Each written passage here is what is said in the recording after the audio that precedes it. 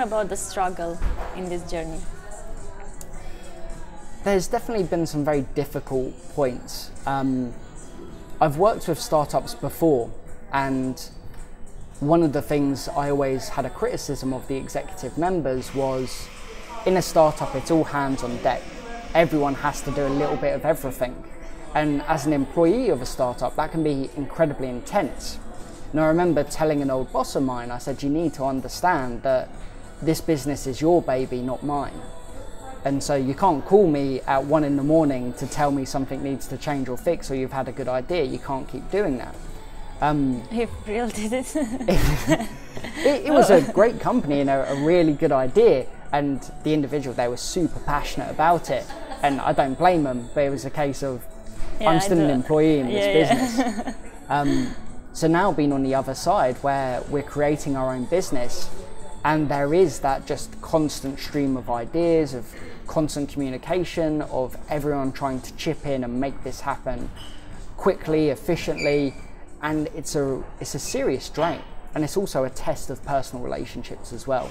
So one of the biggest reasons startups fail is the friendships collapse and the partnerships collapse, because you're working with these individuals very, very closely. You're constantly challenging ideas. It is so intense. And it's really important you make it quite clear that zones of control about where responsibility lies, about who ultimately makes decisions in particular situations. Make sure you've set out early on almost that playbook about how things should be running, and then you try and stick to that.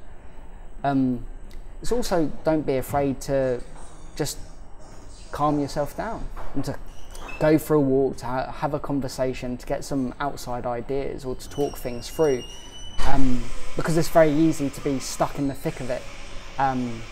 So that was a real struggle that I just hadn't appreciated before, of how intense and demanding it is to constantly be working away and chipping away at this grand idea and making sure you're coordinated and having that pressure that if you don't do something, it doesn't get done. The buck stops with you. And you need to understand the prioritization of your time. You can't work 24 hours a day because you'll burn yourself out and be useless to the company. So you need to control your output, control how you're investing your time and looking after yourself, while at the same time you need to be moving as quickly as you can, because there is a countdown timer. You need to be going to the next stage quickly.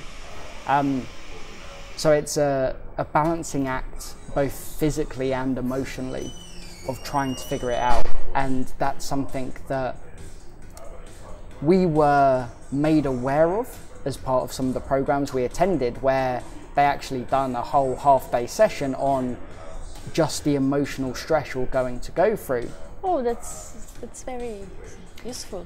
It was probably one of those situations where we were sat there sort of taking notes, going like, okay, I kind of get it. You're just talking about ways to blow off steam if you've had a bad day. Like, everyone's got a coping mechanism.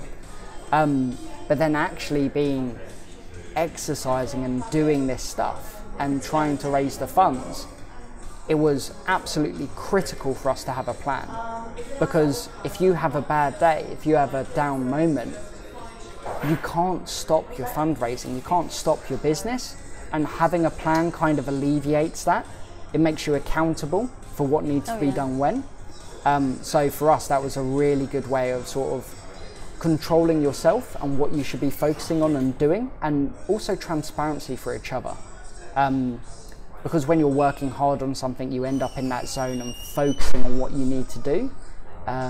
It can be quite difficult to remember there's other people in the business as well. And again, that just creates more emotional strain on everyone involved.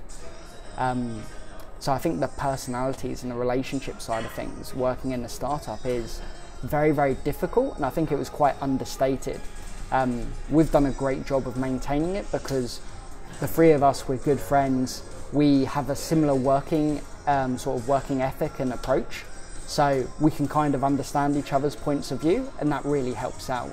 I think if we were very different personalities in terms of how we like to approach things and think and talk about things, it would cause much more conflict. I think it'd be good for the business to have obviously a very broad views and people from different backgrounds, but then when things get very intense and you're in the early days, making sure you have a way of dealing with that, a mechanism that works for everyone.